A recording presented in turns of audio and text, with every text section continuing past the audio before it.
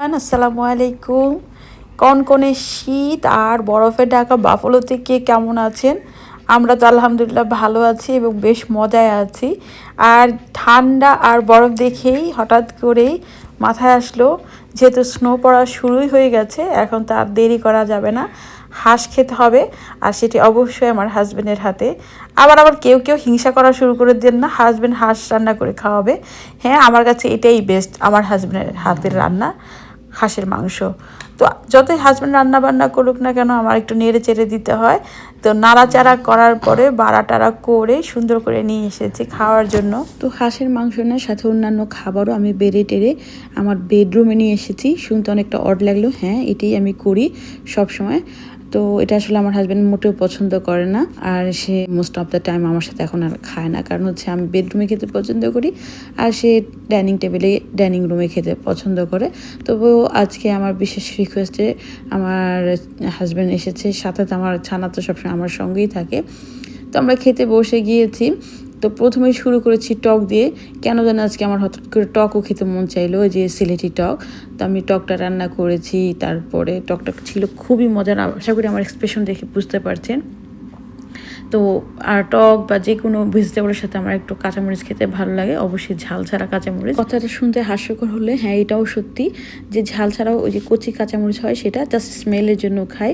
আর আসলে মানুষের মাইন্ড যে এরকম সুইং করে, মানুষের মুখের টেস্টও সুইং করে।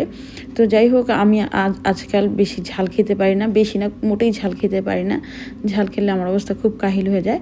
তো যাই হোক, ওগুলো খাওয়া দাওয়া শেষ করে সেই কাঙ্ক্ষিত আমার হাজব্যান্ডের, যেটার জন্য সারা রাত ভরে অপেক্ষা করেছি যে হাঁসের মাংস দিয়ে ভাত খাবো, সেই হাঁসের মাংস আমার প্লেটে তুলে নিয়েছি।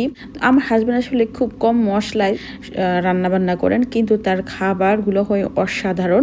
আমি একটু কালারফুল পছন্দ করি, আমার মতো সে খাবারে এত কালার দেওয়া পছন্দ করে না, কিন্তু তার খাবারগুলো অসাধারণ, আমার কাছে তো লাগেই। আর সেই জন্যই আমি সারা বছর ভরে অপেক্ষা করি কখন শীত আসবে, কখন স্নো পড়বে, আর কখন এই তার হাতের রান্না করা সেই খাবারটি খাবো।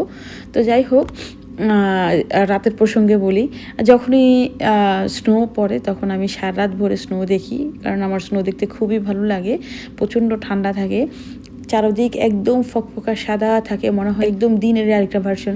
অনেকটা ঝড় বৃষ্টির সময় আকাশ কালো করে দিনটাকে রাতের মতন করে ফেলে, কিন্তু সেটা আসলে দিনই থাকে, ওই ফিলিংসটা থাকে, তার চেয়ে আরও বেশি সুন্দর লাগে। আসলে এক একজনের চিন্তা ভাবনা, দেখার সৌন্দর্য, ভাবার সৌন্দর্য আলাদা আলাদা। তা আমার আসলে এই জিনিসটা খুবই ভালো লাগে, আমার বৃষ্টি দেখতে খুবই ভালো লাগে, অবশ্যই একা না। তো যাই হোক, আর স্নো দেখার জন্য আসলে আমার কাউকে লাগে না, স্নো দেখার জন্য বা স্নো উপভোগ করার জন্য দোকান লাগে না। তো যাই হোক, রাতের ওই অদ্ভুত পরিবেশটা আমার কাছে খুব ভালো লাগে। তো কথা বলতে বলতে আমার খাওয়া দাওয়া কিন্তু শেষ।